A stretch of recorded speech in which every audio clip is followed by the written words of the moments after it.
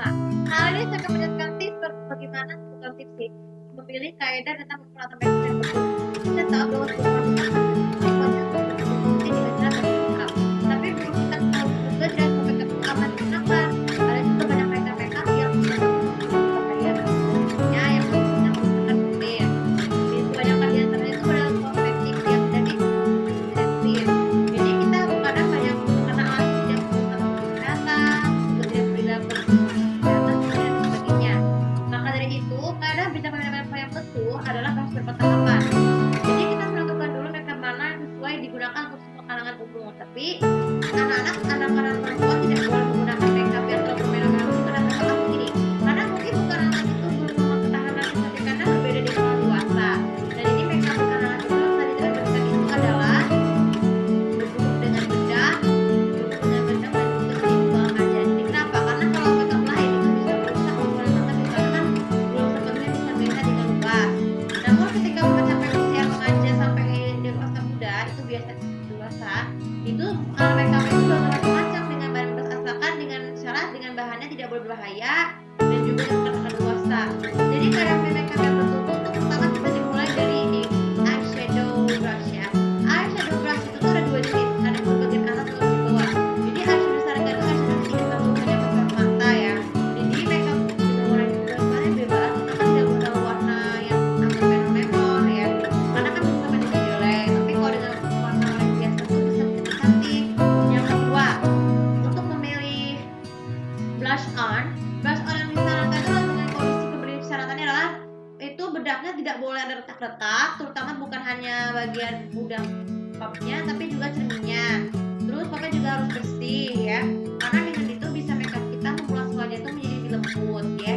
Kemudian maskara yang disarankan itu adalah maskara yang bulu-bulunya tidak boleh terlalu kasar, halus yang halus, karena dengan halus itu kita kemudahan untuk mewarnai bulu-bulu matanya menjadi dingin dan mudah untuk dibersihkan. Tidak hanya bulu mata bagian atas tapi juga bulu mata bagian bawahnya harus dibersihkan setelah dipakai. Bahkan ada juga makeup yang tapi dengan kondisi kalau misalnya kalau ada yang pakai soplen harus ditanggalkan soplen terlebih dahulu sebelum hapus makeup supaya soplennya tidak mudah kotor. Nah kemudian untuk ini untuk eyebrows ya, eyebrow pencil ya, berbeda dengan pedangan kita menggunakan pensil menulis.